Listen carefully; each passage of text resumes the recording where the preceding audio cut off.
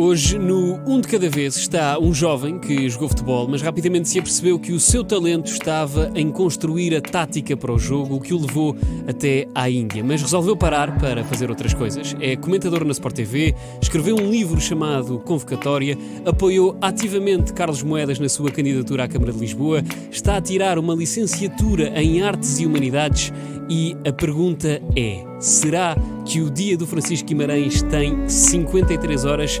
É o que vamos tentar descobrir no Um de Cada Vez de hoje. Um de cada vez, um de cada vez, um de cada vez, um de cada vez, um de cada vez, um de cada vez. Francisco, bem-vindo. Antes de mais nada, muito obrigado por teres aceitado este meu convite para vires aqui dar uma entrevista aqui à Mega Hits. Primeiro, como é que tu estás, em primeiro lugar? Estou muito bem, obrigado Estás pelo convite. impecável. Gosto muito de estar aqui. É a minha estreia na Mega Na Hits. Mega E, Hits. portanto, é uma honra. Já este cá convite. tinha estado no Grupo Renascença, Sim, sim, mas sim. é sempre bom vires aqui uma rádio um bocadinho mais jovem, Exatamente, não é? exatamente. Tal e qual como é a tua idade.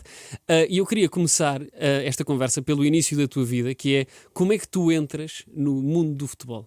Quem é que te passou essa paixão? Como é que essa paixão foi evoluindo pelos teus irmãos, pelo teu pai? Sim, não há necessariamente uma tradição familiar futebolística, assim desportiva. O meu avô foi 7 vezes campeão do mundo de hóquei, foi capitão da seleção nacional. Tenho várias tias e tias-avós que faziam ginástica e que eram ótimas atletas, mas futebol nunca tinha aparecido na minha vida. Eu jogava no recreio, pouco mais do que isso. Até que aparece o Euro 2004 e todo aquele envolvimento, aquela paixão à volta da seleção. Tinhas a bandeira na janela. Claro, tinha tudo aquilo a que tinha direito.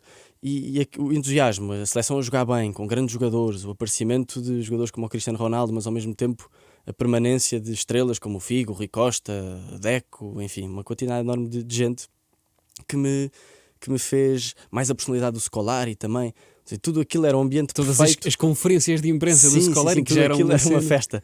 E, portanto, era um ambiente perfeito para um miúdo se apaixonar por aquilo. Ainda por cima o Euro era cá em Portugal. Eu acompanhei muito de perto.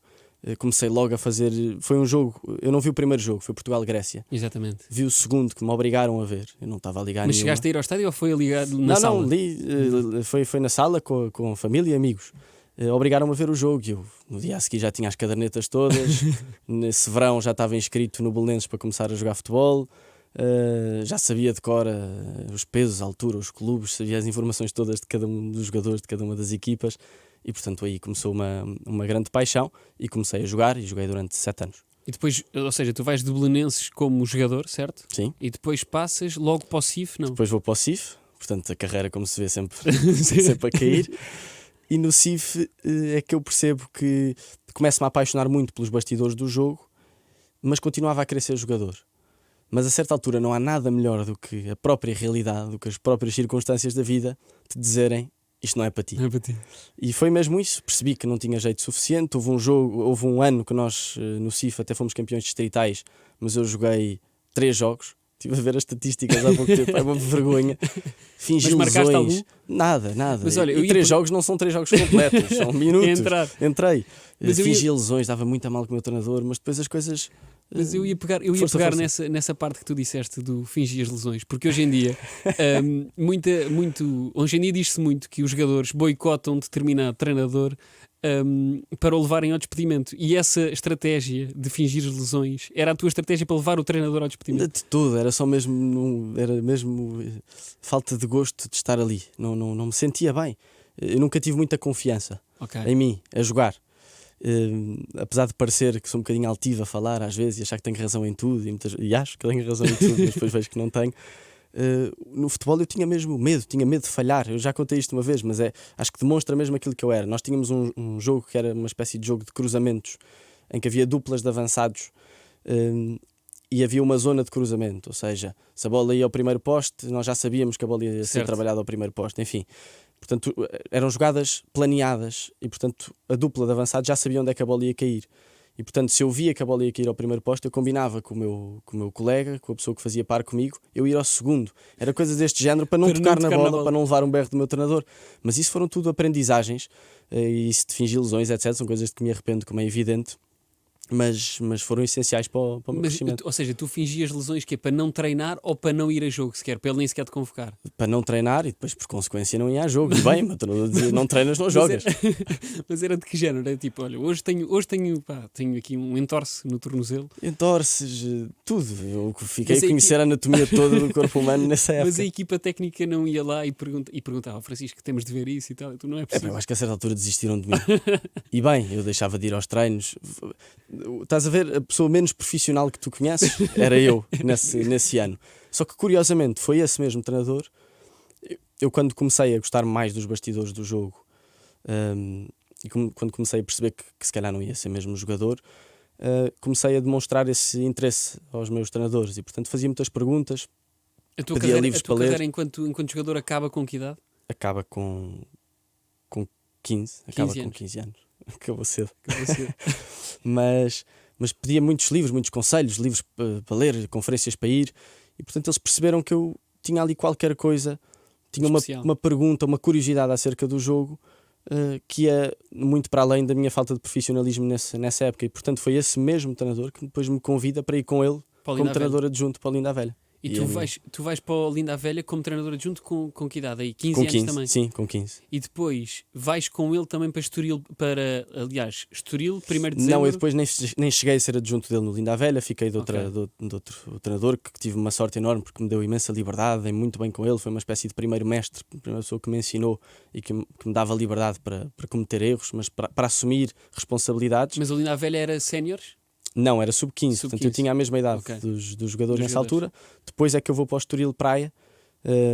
Comecei a ver uns treinos do Estoril, na altura treinado pelo Marco Silva, que depois tem feito uma carreira fantástica, é um treinador que eu admiro imenso.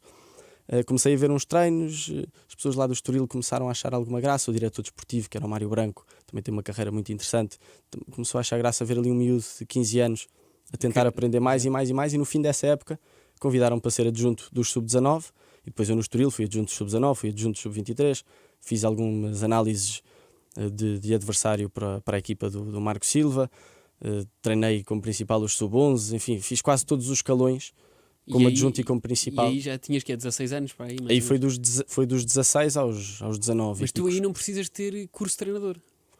Ou precisas? Ora bem, precisava. Precisavas de ter? Precisava. E eu comecei a tirar, fui para Londres fazer os cursos, depois tive aí uns problemas com equivalências, enfim, não vale a pena estar as burocracias à portuguesa, claro. Não vale a pena estar a explicar, mas fui tirando os cursos e depois a certa altura insisti tanto, consegui ter parte da equivalência que já me dava a possibilidade de estar inscrito como treinador. Adjunto. E portanto isso aconteceu no Estoril e depois fui para o 1º de dezembro aí já na ficha de jogo, já dizia treinador e não delegado ou diretor técnico. E depois vem a Índia, no Delhi United. E depois vem a Índia, Delhi United. Como é que essa parte daÍndia é que para mim é estranha? É fora. É? Porque sim. tu acabas o 1º de dezembro com que idade? Ora bem, com 20 e tal. 21, okay. Máximo 21. De repente, quem é que te convida para ir para a Índia? Como é que isso aconteceu? Delhi United, que é um clube que é conhecido na Índia, não é? Sim. Ora bem, eu no Estoril comecei a trabalhar com um treinador que se chama Hugo Martins, que foi adjunto do Luís Norton de Matos. Ok. E portanto eu passo do Estoril para o 1º de dezembro com ele, e ele, a certa altura, no 1º de dezembro era adjunto da equipa sénior e principal do sub-19. E ele a certa altura vai para a Índia para a preparação da seleção sub-17 treinada pelo Luís Norton de Matos. Portanto, ele voltou a ser adjunto do Luís Norton de Matos. Eu comecei a fazer umas análises de jogo para eles à distância, porque eu continuava no 1º de dezembro, mas a certa altura o Mundial acabou, foi a primeira experiência de uma seleção da Índia no Mundial. O Mundial acaba e esse treinador, que era adjunto do Luís Norton de Matos, o Hugo Martins, convida-me para ser adjunto dele no Delhi United. E eu... Mas como é que foi? Ou seja, tu sais daqui, quando jovem, portanto tinhas na altura, já não estudavas na altura ou ainda estavas? Não, eu como já estava profissionalizado no futebol, deixei de estudar. Aí fiz até o 12º, mas deixei de estudar. Mas como é que foi deixar, ou seja, dizer, pais, olha, eu vou arrancar para a Índia, vou treinar o Delhi United, peço imensa desculpa, amigos, vou para a Índia. Eu não sei, ainda por cima, eu tinha poucas informações das condições que íamos ter na Índia, da equipa. Eu não sabia quase nada. Eu não sei se foi um ato de amor, de inconsciência, ou de os meus pais dizerem que estou farto de ti, vai, mas é uns meses para fora. Ou seja, é um bocadinho tudo isso, não é? Porque... Não, acho que foi incrível. Eu dou graças a Deus pelos pais que tenho, porque eu teria medo de deixar o meu filho ir para a Índia sem saber. Minha mãe não me fez assim grandes perguntas, percebeu, confiou em mim. E essa confiança, que depois gera confiança, tem sido fundamental na minha vida, não é? Uma pessoa que diz aos 18 anos que não vai para a faculdade, depois acabei por ir, mas que não vai para a faculdade e os pais deixam. Uma pessoa que diz aos 15 anos que quer ser treinador, então concilia o treino com a escola. Claro. Uma pessoa que aos 20 anos diz que vai para a Índia. Enfim, ainda por cima, porque na altura eu cá em Portugal já estava assim minimamente conhecido como um jovem promessa de treinador. E, portanto, uns pais que dizem vai, faz-te a vida, é uma bênção incrível. Claro. Mas como é que eram as condições? Ou seja, tu não estavas a dizer que não sabias que condições é que ias encontrar na Índia. Vocês que estavam num hotel, numa casa, arranjaram-vos uma casa? Uma casa? À indiana? À indiana? Sim, portanto ficámos, o clube era Delhi e nós jogávamos em Delhi, mas treinávamos a 2 horas sem trânsito, como há sempre trânsito, claro. Era a 3 horas e tal, 4, claro. E portanto vivíamos nos arredores onde havia muito pouca coisa, só tínhamos uma mercearia à porta de casa, uma mercearia que tinha frutas, legumes, massa, arroz e não tinha mais nada. Portanto, envolvemos totalmente naquela cultura. A casa era uma casa típica indiana, sem muitas condições. Ao início chegámos, ainda estava um bocadinho de frio. Onde está a água quente, o armazém de água quente, certo. Só tinha 5 litros de água e portanto tinha que ser um banho supersónico, claro. Estava um gelo do caraças, mas depois começa o calor e podemos começar a tomar banho de água fria. Mas enfim, a casa não tinha grandes condições, havia uma grande disparidade de culturas naquilo que eu vivi, claro. Em Portugal e de repente aquilo que eu vivi na Índia. Portanto foi uma experiência muito abrangente a todos os níveis, não só do ponto de vista futebolístico e técnico, acho que cresci muito enquanto treinador, mas também do ponto de vista humano. E é aí que tu treinas realmente jogadores com uma diferença de idades descabida, não é? Porque tu tinhas já tinha acontecido no Estoril, mais ou menos. Tinha 16 anos, treinava jogadores de 18, 19. No 1º de dezembro treino pela primeira vez séniores e depois na Índia dei continuidade a sénior. Portanto era dos 18 aos 30 e tal. Houve alguma vez em que tu tiveste de dizer assim, olha, meu amigo, o treinador aqui sou eu, portanto eu aqui é que mando. Tiveste de te impor para uma pessoa, para um jogador mais velho, não? Sim, como é evidente que acontece sempre, mas aí acontece com treinadores mais velhos, mais novos, claro, com jogadores mais novos ou mais velhos. Evidentemente que há vezes em que nós temos que nos impor e afirmar mesmo quem é que manda. Mas eu tenho tido grande sorte nos grupos que tenho apanhado e acho que também há algum mérito, alguma capacidade de perceber a realidade das pessoas que estão à minha volta, porque a minha liderança tem sido uma coisa sempre muito natural e acho que tenho feito da minha idade sempre uma vantagem de proximidade e de empatia. Os problemas deles são os meus. Mas é que para eles, ou seja, para eles também deve ser difícil vem um jovem português para a Índia, para a minha cidade, treinar-me, estás a perceber? Ou seja, vem ser o meu chefe. Eles não estranharam essa parte, essa diferença de culturas, diferença de idades e tudo mais? Não, olha, foi mais difícil no 1º de dezembro no Estoril do que na Índia. A Índia é uma cultura tão específica e tão especial que só o facto de virem 2 treinadores portugueses para ali, para aquele contexto, é sinal de subserviência. Até excessiva. Aliás, subserviência é sempre exagerada, nunca é boa. E, portanto, ali tivemos que fazer um grande trabalho de fazê-los sair do armário, de se imporem mais, de perguntarem mais coisas, de nos desafiarem mais, porque senão eles não falavam connosco, diziam yes sir, não faziam mais nada do que isso, pediam desculpa por cada vez que falavam, e portanto foi um grande desafio do ponto de vista humano, fazer com que os jogadores que estão habituados a vida inteira a ser comandados e a que tomem as decisões por eles, passarem a ser eles a serem responsáveis. Claro. E nisso o desporto é extraordinário, porque em jogo é a metáfora clara de que são eles a decidir. Claro. Por mais trabalho que nós tenhamos feito, eles é que tomam durante os treinos, os erros são deles, a responsabilidade é deles, mas as vitórias também, e portanto isso é... E depois, essa experiência foi assim tão forte que te fez parar de treinar? Essa experiência foi muito forte porque acho que me aguçou a minha curiosidade acerca do mundo, acerca dos outros, acerca da realidade, daquilo que me vai circundando. E portanto eu percebi, por um lado, numa primeira instância forçadamente. Eu voltei da Índia sem clube, portanto aos 22 anos percebi que estava desempregado pela primeira vez e assustei-me. Tive ali uns meses difíceis. Ou seja, estavas também sem licença. Pois, não tinha nada. Não estavas na faculdade, portanto. Não tinha nada. E a certa altura aparece a Sport TV, começam a aparecer uma quantidade enorme de coisas, e eu sempre com aquela ideia de: mas eu sou treinador, eu não me posso envolver noutras coisas, eu só tenho um plano A, só tenho um plano A. Mas a certa altura, se estás constantemente a negar a realidade, não dizes sim à vida, não dizes sim às coisas que não aparecem. Não experimentas as coisas, não tens vivências. E portanto eu ou dizia sim, ou então fechava-me num covil a fingir que era treinador. Claro. E portanto foi o que aconteceu. E depois, como é que surgiu esse convite para a Sport TV? Eles souberam, pronto, olha... Foi na altura do Mundial, eu já tinha sido convidado para alguns programas nessa altura, e portanto percebi que eles estavam a precisar de comentadores. Foi feita essa ponte, fiz uns testes e eles gostaram de mim e entrei. Não entrei no Mundial, entrei um bocadinho a seguir. E lá estou há muito tempo e gosto imenso. O comentário desportivo, a comunicação, são áreas que eu gosto muito e que tenho aproveitado também este tempo de interregno do treino para explorar. E possivelmente um dia estarás na rádio também, não é? Como estávamos a falar há bocadinho em off, que tu também tens curiosidade. Olha, eu antes fazia tantos planos. Que hoje em dia já estás mais... Deixa o que muitos deles não aconteciam. Muitos aconteceram, felizmente. Só que a certa altura, quando volto da Índia, há um choque de realidade em que percebes que não controlas o teu destino, que és protagonista, no sentido em que tomas decisões, mas depois os resultados advêm de muitas outras coisas. E portanto, eu também dizia que nunca me ia meter na política, ou não sei o quê. De repente as coisas acontecem. Olha, e tem sido muito divertido. Ainda bem que falaste da política, porque tu, para além dessa tua veia desportiva, tens uma também no ramo da política. Apoiaste Carlos Moedas na candidatura à Câmara de Lisboa, estás atualmente a trabalhar com ele. Como é que esta veia da política cresceu em ti? Eu sempre gostei, portanto sempre fui muito instigado a que em casa nos interessássemos pelas coisas, desde notícias, livros, cultura, enfim, uma quantidade enorme de temas. Portanto, essa influência de tradição caseira foi muito importante.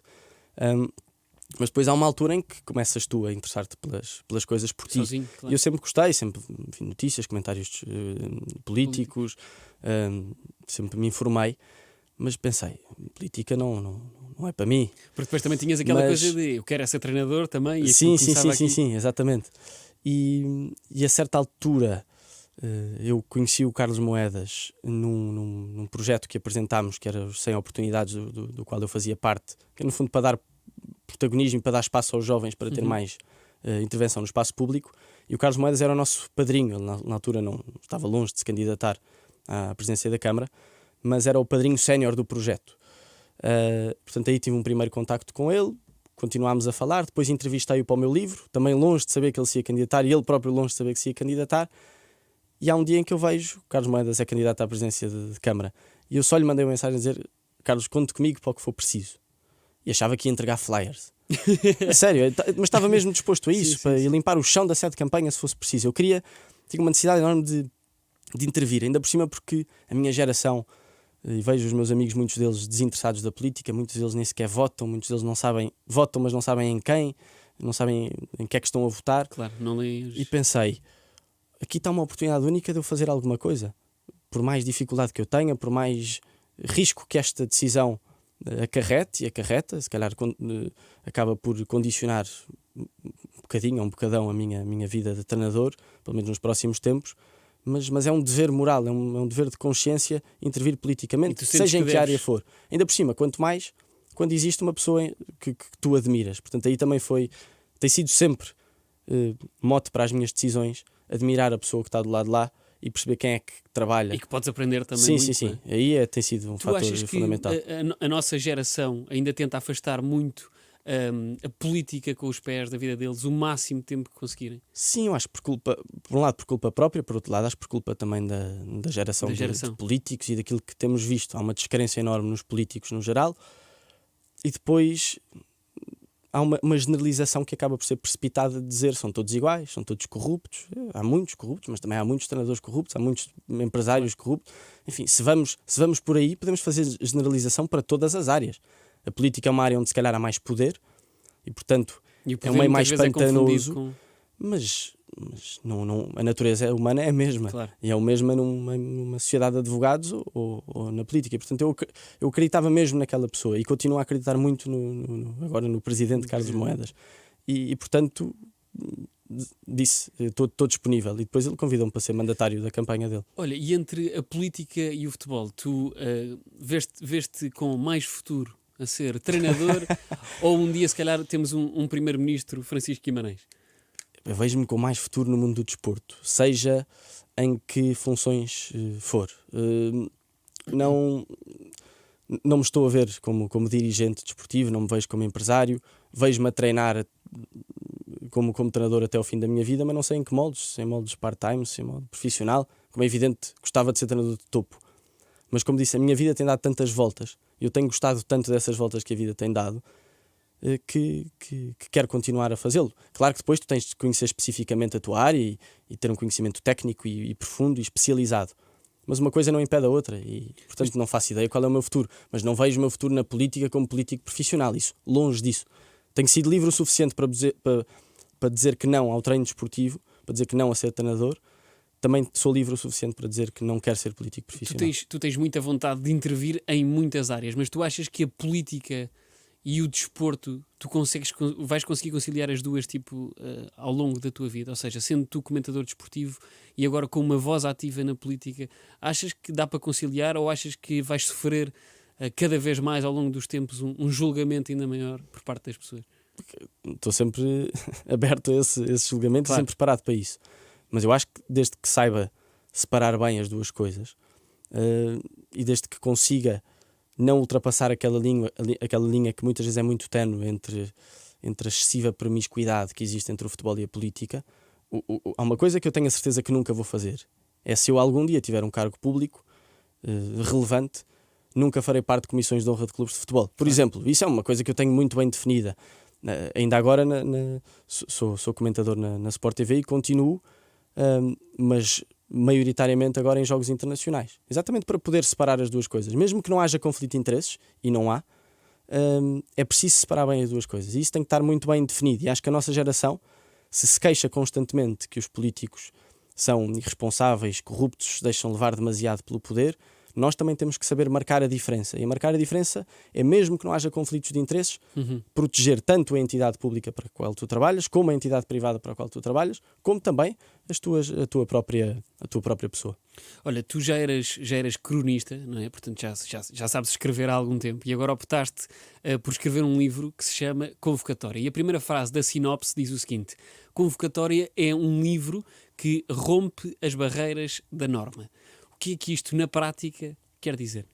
Olha, quer dizer que é um livro um bocadinho diferente do normal. Um bocadinho ou totalmente diferente. É um livro que nasce por causa do futebol, mas não tem rigorosamente nada a ver com futebol. Portanto, o livro não é sobre futebol, é antes sobre a vida. E depois são entrevistas com 23 personalidades diferentes, 24 se contarmos com o presidente Ramalhianes. Ramalhianes. Sim, o Carlos Moedas está no rol de 23 entrevistados. O general Ramalhianes faz uma espécie de pós-fácio, uma reflexão final, podemos dizer assim. E portanto são 24 entrevistados de áreas totalmente diferentes, em que cada uma tem um tema específico para falar. Portanto, aí já rompe um bocadinho as barreiras da norma. E depois há um terceiro aspecto, que é a forma como o livro está composto. É um livro de entrevistas, mas não é formatado com perguntas e respostas. São textos meus que vão encadeando nas respostas das pessoas.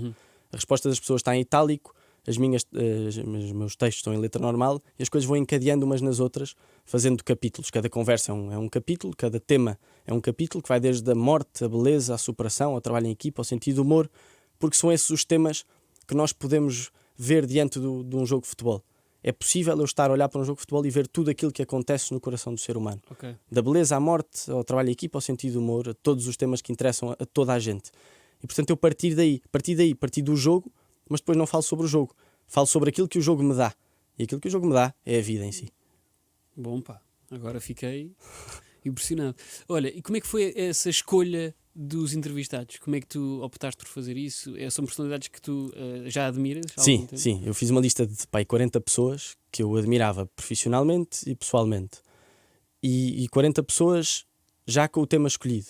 Pensava, por exemplo, o que é que quero falar com o Pedro Brunhosa, que é um dos entrevistados? O que é que eu quero falar com a Leonor Beleza, que é outras entrevistadas, ou com o General Ramalhianes? E portanto fiz essa lista de 40 pessoas e comecei a mandar convites. E portanto qualquer uma dessas 40 pessoas era muito bem-vinda, porque tinha esse ponto de partida, admiração pessoal e profissional. Qual é que foi a conversa mais difícil do teu livro? A mais difícil... não sei, eu achava que não tinha... E continuo a achar que não sou um grande entrevistador, mas acho que a curiosidade é o ponto de partida. Claro. O interessar-te pela pessoa que está à tua frente. E aí foi um grande desafio. Eu achava que não tinha perguntas nenhumas para ninguém. Pensava o que é que eu vou perguntar. E de repente começaram a surgir perguntas, nunca mais acabavam, tive que começar a cortar. Claro. Mas assim, eu como lidei com pessoas muito mais inteligentes do que eu, é sempre difícil acompanhar intelectualmente cada uma das pessoas que falava. Ou então o contrário, por exemplo, aconteceu com o Bernardo Silva, que é uma pessoa que eu admiro imenso, um grande jogador de futebol, uma pessoa muito inteligente, tem gerido muito bem a carreira, mas eu a querer complicar e ele sempre a querer descomplicar e a simplificar. Isso foi uma lição enorme. Claro. Foi uma lição enorme, mas aconteceu também o contrário, por exemplo, com o Pedro Brunhosa, que é uma pessoa muito culta, cheio de... parece que engoliu 30 mil livros e que sabe tudo de cor. Recitou-me um soneto 30 de Shakespeare em inglês de cor na entrevista, por exemplo. Não é fácil acompanhar isso, mas também não é fácil acompanhar uma pessoa que te vai desarmando com tamanha simplicidade.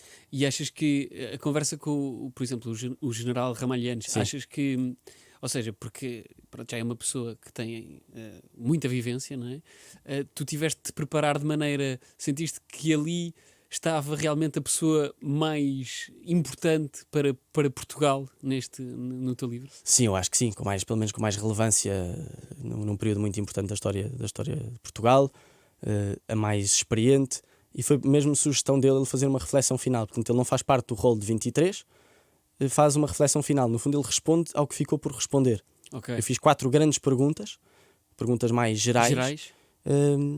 Que são perguntas que ficaram no ar ao longo das 23 conversas que eu tive com pessoas de todas as áreas. Olha, agora mudando assim um bocadinho, derrompante o tema, falando um bocadinho mais da atualidade desportiva, na tua ótica, o que é que se passa com o José Mourinho?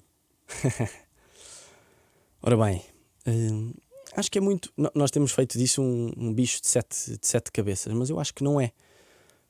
Primeiro, se analisarmos friamente, percebemos que é um treinador que continua a ganhar. Ou seja, no Tottenham foi o único clube onde não conseguiu ganhar um título, e mesmo assim esteve a uma semana de o conseguir conquistar até ser despedido, sem razão aparente, na minha opinião.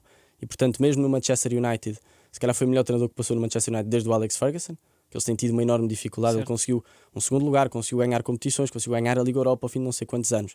Portanto, em termos de títulos, continua a ser um grande vencedor e continua a ser um treinador incrível. Podemos avaliar a percepção que ele tem do jogo com parâmetros um bocadinho diferentes. Ou seja, as equipas dele atualmente jogam de forma diferente do que jogavam há uns anos, mas isso tem a ver com o crescimento enquanto treinador. Só que ele aparece numa altura em que não havia grandes figuras como treinadores. Os treinadores na altura não eram os grandes destaques das equipas, não eram as pessoas mais faladas, não eram as pessoas mais mediáticas. E portanto ele aparece como uma pessoa totalmente revolucionária e com muito impacto nas suas equipas. Atualmente isso já está relativamente banalizado. Já temos uma quantidade enorme de treinadores em quase todas as grandes equipas que são os grandes influenciadores do jogo, da história do jogo, do mediatismo, da presença em jornais, em revistas e na imprensa no geral. E portanto é normal que o meio esteja muito mais competitivo e muito mais complicado. Depois podemos identificar-nos mais ou menos com a forma das equipas jogarem. Agora, não deixou, na minha opinião, de ser um belíssimo treinador. A Roma estava a jogar muito bem até certa altura, agora teve uma quebra. E depois, a certa altura, também temos que avaliar isso. Os treinadores, mesmo que ele seja um estudioso do jogo e um curioso do jogo e uma pessoa que esteja sempre a tentar renovar-se e a inovar, mas há um cansaço que faz parte e, portanto, é normal que haja uma certa quebra, tendo em conta a agressividade e a competitividade que o meio do futebol exige. Claro. Agora outra pergunta também sobre futebol. Em geral, qual é que é para ti a melhor liga com os melhores jogos? É a Liga Inglesa. Sem dúvida nenhuma. Sim, apesar de eu admirar muito a Liga Espanhola e a Liga Alemã também. Acho que a Liga Inglesa é mais completa. Primeiro, estão os melhores treinadores do mundo estão lá. Os melhores jogadores do mundo também estão lá. taticamente tem evoluído muito por causa disso, ou seja, tem vindo muitos treinadores com a escola europeia e menos com a escola inglesa. Eu faço a diferenciação nesse aspecto, porque a escola inglesa é um bocadinho diferente daqueles países que podemos até comparar o futebol, no caso de Portugal, Espanha, França, Alemanha, mesmo que haja diferenças, são futebols mais parecidos, são formas de jogar mais parecidas. Inglaterra sempre teve um estilo totalmente diferente, muito mais vertical, muito mais veloz, com muito mais físico do que tática, com muito mais erros, portanto com muito mais espaço. Mas à medida que têm ido os grandes treinadores da Europa, Guardiola, Mourinho, Klopp, Tuchel, etc., à medida que têm ido para lá, o futebol tem-se desenvolvido muito, mantendo a verticalidade, porque o espetáculo está muito bem produzido e muito bem promovido, e portanto há uma certa cultura inglesa que não se deixou apagar com a presença de treinadores estrangeiros. E no fundo houve um somar do treinador estrangeiro àquele futebol já muito, muito divertido, muito espetacular. E portanto tem evoluído muito taticamente. Eu acho que neste momento é sem dúvida o futebol mais completo. Na Liga Portuguesa, Jesus, Conceição ou Ruben Amorim? Qual é que é o estilo de jogo com que tu mais te identificas? De jogo, de forma de estar, de tudo. Ruben Amorim, sem dúvida nenhuma. Mas a 100%. Eu admiro muito Jorge Jesus em alguns aspectos, principalmente do ponto de vista técnico. Admiro muito Sérgio Conceição, principalmente do ponto de vista estratégico. Acho que o treinador mais completo, o melhor, o que mais se encaixa nos valores que eu considero importantes para o desporto é sem dúvida nenhuma o Ruben Amorim, e espero que seja como outros têm sido, só que o Ruben Amorim tem tido mais sucesso, e portanto quanto mais sucesso tem, mais marca deixa, e portanto mais escola acaba por fazer, e portanto espero que faça mesmo escola disso, dessa forma de estar desempoeirada, simples, livre, diz o que quer, é muito inteligente na comunicação, apesar de dizer o que quer, não diz tudo o que lhe vem à cabeça, sabe que está a comunicar com muita gente numa conferência de imprensa. Olha, as conferências de imprensa são sempre muito interessantes, eu sinceramente, as de Jorge Jesus são interessantes, mas pelas coisas que ele diz algumas vezes, um bocadinho fora da caixa. Pronto, podem ser pelo conteúdo humorístico. Exatamente. Pelo conteúdo humorístico. Agora, as outras, da maioria dos treinadores, não quero fazer uma generalização precipitada, porque há muitos outros que eu admiro, o Carlos Carvalhal, por exemplo, ou o Luís Castro, enfim, não vale a pena estar a nomear, mas há vários. Só que olhar para uma conferência de imprensa de Ruben Amorim, qualquer pessoa pode ver e qualquer pessoa fica a saber mais qualquer coisa. É um teatro. No caso da maioria dos treinadores, há uma espécie de guião do qual eles não conseguem sair. Por um lado, tem a ver com os departamentos de comunicação, que são demasiado exigentes e criam demasiadas barreiras. Por outro lado, tem a ver com uma falta de abertura ao mundo que faz com que as conferências de imprensa no geral sejam uma chatice. Eu vejo por trabalho porque tenho que ver, mas senão não via. E percebo que ninguém veja uma conferência de imprensa, é uma seca descomunal, respondem sempre as mesmas coisas. Aí também tenho que criticar algumas perguntas que são feitas a alguns jornalistas, porque também em alguns aspectos não se informam muito acerca do jogo e portanto há uma... As perguntas são réplicas constantes, claro. As perguntas. Portanto, acho que aí tem que haver uma renovação e felizmente tem havido uma nova geração que se vai moldando também à geração anterior que tem dado muito ao futebol e ao desporto, que vai conseguindo ter um discurso um bocadinho diferente. Acho que o Ruben Amorim é um exemplo enquanto treinador, há jornalistas que são um exemplo também enquanto jornalistas, que no fundo aprendem com aquilo que têm que aprender dos mais velhos, mas também vêm com essa disponibilidade para aprender, mas com a necessidade de fazer qualquer coisa diferente. Tu achas que o Sporting é a equipa que está mais lançada para ser campeã este ano? Não necessariamente. Vejo as três equipas muito equilibradas, as três a cometerem muitos erros ainda, longe do seu máximo patamar, e eu acho que isso tem acontecido constantemente. Normalmente o que vemos é, nos primeiros meses, as equipas não estão bem, mas depois a certa altura começam a melhorar. Nós temos visto nos últimos anos as equipas a demorarem cada vez mais tempo a afirmarem-se enquanto equipas, as equipas grandes. O futebol português, na minha opinião, baixou um bocadinho a sua competitividade, baixou-se um bocadinho a fasquia, já não são os clubes grandes a puxar pelos mais pequenos, já não tem havido uma quebra clara dos clubes maiores e uma melhoria dos clubes mais pequenos, só que não é essa competitividade que nós queremos. Claro. Nós queremos uma competitividade nivelada por cima, mesmo que continue a haver 7-0 ou 8-0 nos jogos, queremos um jogo aberto, onde as equipas jogam olhos nos olhos, onde a equipa grande exige muito da equipa mais pequena, E aqui não tem vindo a acontecer isso, tem acontecido o contrário, é bottom-up, é de baixo para cima. E, na minha opinião, deve ser ao contrário. Olha, tu já admitiste que tens um clube de coração, mas nunca o disseste em público. Qual é que era o teu clube de coração? Sendo tu comentador, para ti, estavas a dizer há bocadinho que optavas sempre, agora, ainda por cima nesta fase em que estás a trabalhar na política também, que optavas sempre por jogos internacionais. Mas imagina que agora tens de começar a fazer jogos da Liga Portuguesa. Já fiz muitos. Claro, eu sei. Mas agora, ou seja, nesta fase da tua vida, só fazes jogos da Liga Portuguesa, por exemplo. Sim. Tu achas que consegues... Qual é que será a tua estratégia de imparcialidade nos comentários?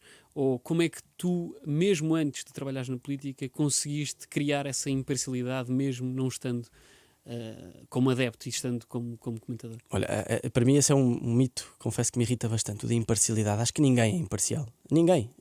Seja na forma como se vestem e escolhem a roupa de manhã, até a forma como falam, até a forma como abordam outras pessoas. Agora, o que eu acho é que há um grande desafio da parte de quem tem a opinião pública de nos desapegarmos da nossa cultura, das nossas empatias por outras pessoas, dos nossos gostos pessoais, e de sermos verdadeiramente livres a comentar. Portanto, eu tento não me deixar condicionar. Agora, como é evidente que há, por exemplo, vou dar um exemplo, há treinadores com quem eu embirro mais do que com outros. Nunca vou deixar de elogiar, mas se calhar quando for mais crítico, vou ser mais crítico ainda. Aí eu tento evitar ao máximo. Mas acho que isso acontece, é humano. O que eu não posso é deixar condicionar pelos meus gostos pessoais e mudar totalmente a minha opinião. E se há coisas que eu acho que não devo dizer, não digo. Eu não tenho que dizer tudo o que penso, mas tudo aquilo que eu digo tem que ser pensado. Mas tu hoje em dia ainda, ou seja, quando vais ver os jogos desse clube de coração, mas já não é. Mas eu aí posso dizer, era de coração e foi, e tive lugar cativo durante muitos anos. Mas se calhar muita gente não vai acreditar. Mas chega a uma altura que a tua visão... Estou-me a borrifar atualmente para os resultados dessa equipa. Claro que gosto quando há treinadores com os quais eu me identifico ganhem. Gosto quando isso acontece. Há tal empatia humana da qual tu não te podes dissociar. Agora o clube em si, etc. Como começou o futebol, para mim começou a ser, além de divertimento, mas trabalho. Eu desliguei-me totalmente disso e já não me afeta. Nem os jogos da seleção, o resultado me afetam. Não afeta o meu dia. Olha, Francisco, Qatar, Portugal ser campeão no Qatar, impossível? Não, possível, claro que sim. Achas que é? Claro que é possível. E agora, para acabar, eu tinha aqui uma pergunta para ti.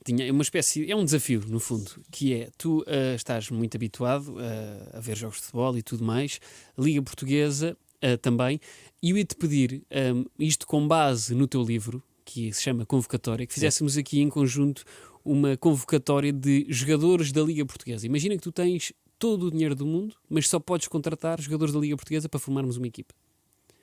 Ok. Mas 11? 11 titulares. Ui. Não precisamos dos 23. Só precisamos... péssima memória, tenho este problema. Só precisamos quando me pedem restaurantes, eu esqueço-me de todos os restaurantes e passo a vida a comer em restaurantes. Então podemos começar com um guarda-redes. Podemos começar com o guarda-redes. Aliás, primeiro a tática que vamos jogar, não é? Que são 4-3-3, que assim é mais simples, é mais fácil de executar. Se a caneta me ajudar aqui, e já ajudou, não vai ajudar, tenho aqui outra. Fantástico. É isso. Então um 4-3-3, começamos com um 4-3-3. E depois na baliza temos... Na baliza temos o Adam. Temos o Adam na baliza. Depois, 2 centrais. 2 centrais, tens que me ajudar, vais ter que ajudar. Eu não quero só ir às equipas grandes. Ok, também. Eu também, em equipas mais pequenas, sei mas alguns... neste momento os centrais mais interessantes estão nas grandes. Estão nas equipas grandes. Temos o Coates, evidentemente. Claro. Se calhar um Lucas Veríssimo. Agora que se lesionou, não é? Mas o Lucas é um jogador que eu admiro imenso e para mim tem sido o melhor central do campeonato até agora. Do Benfica até agora, dentro daquelas dificuldades que têm tido. Portanto, podemos pôr o Lucas Veríssimo. Depois à esquerda já não há Nuno Mendes para pôr, não é? À esquerda já não há Nuno Mendes, mas direita há um Pedro Porro também. Sim, Porro sem dúvida. Porro sem dúvida. À esquerda, Grimaldo. Grimaldo. Sim, é um grande lateral esquerdo que eu admiro muito. E depois temos Trinco. Temos um trinco. Temos trinco. Weigl. E depois mais 2 médios. Ora bem... Temos de pôr aqui alguém do Porto, que senão senão os adeptos do Porto vão-me matar, não é? Mas eu no Porto tenho guardado. Tens guardado para o ataque. Podemos já pôr Luís Dias. E podemos pôr na frente. Podemos pôr o Taremi. Vão falhar jogadores de certeza. Claro. Depois vou pensar para casa e penso que 11 péssimo, que treinador horrível. Até agora temos um 11 fortíssimo. Ora bem, médios. Há médios que eu admiro muito que não estão nas equipas principais. Desde o Filipe Soares do Moreirense ao Eustáquio. Pomos o Eustáquio. Pomos. É um ótimo jogador. Eustáquio. E o que é que falta? Falta-nos mais um médio e depois mais um extremo. Falta-nos um médio ainda. Deixa-me dar. Temos João Mário, temos Mateus Nunes, temos Sérgio Oliveira, temos Uribe. O Horta. Sim, o André Horta. Pomos a dupla. Eu gosto da dupla. André e Ricardo no corredor. Tu achas que o Ricardo Horta é daqueles jogadores que tem sido injustiçado pelas exibições que tem feito e chamadas à seleção não tem justificado? Não digo chamadas à seleção porque isso há um rol enorme de jogadores, claro. E há mais critérios que nós não podemos dissociar uns dos outros. Ou seja, por mais que um jogador esteja em grande forma, se depois ou não tem grande relação com os colegas ou não se adapta àquele modelo de jogo, ou, enfim, há uma quantidade enorme de fatores que o selecionador deve ter em conta. Nós muitas vezes erradamente fazemos essa análise de olhar para os jogadores que estão em forma, olhar para os melhores e achar são estes. E não é bem assim. É uma equipa claro, que tem de funcionar. Que tem de estar junta e que tem que funcionar, como estavas a dizer. Mas eu acho que tem sido injustiçado, no sentido em que não lhe têm sido dadas oportunidades para ele, por mais que eu acho que o Braga tenha feito um crescimento notável. Há um passo que eu acho que ainda deve ser dado por ele no futebol português, que ainda não foi dado, não tem tido essa oportunidade. Acho que é um jogador extraordinário, acho que é um jogador de equipa grande e ainda não teve essa oportunidade e portanto aí nesse aspecto tem sido injustiçado. Olha, então só para terminar, temos aqui, vou só dizer a equipa que fizemos juntos, não é? Isto era um desafio em conjunto, sim. Portanto não te vou pôr toda a responsabilidade. Agradeço, divide então comigo temos Adam, Coates, Lucas Veríssimo, Pedro Porro, Grimaldo, Weigl, Eustáquio, André Horta, Ricardo Horta, Luís Dias e Taremi. Portanto temos aqui uma excelente equipa. É uma equipa campeã. Para nós treinadores. Exato. Francisco, olha, muito obrigado por teres aceitado este nosso convite e gostei muito desta conversa. Eu também. Obrigado.